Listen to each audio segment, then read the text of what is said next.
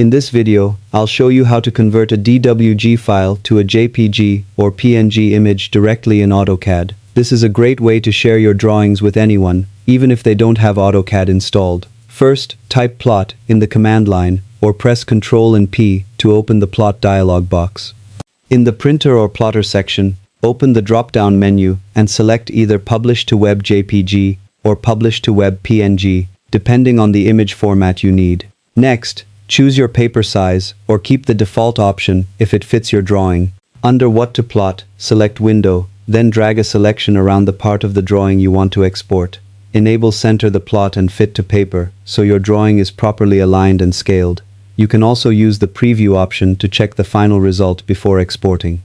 Once everything looks correct, click OK, choose a save location, and AutoCAD will create your JPG or PNG image. That's how easy it is to convert a DWG file into an image. If you found this tutorial helpful, don't forget to like the video, subscribe for more AutoCAD tutorials, and thanks for watching.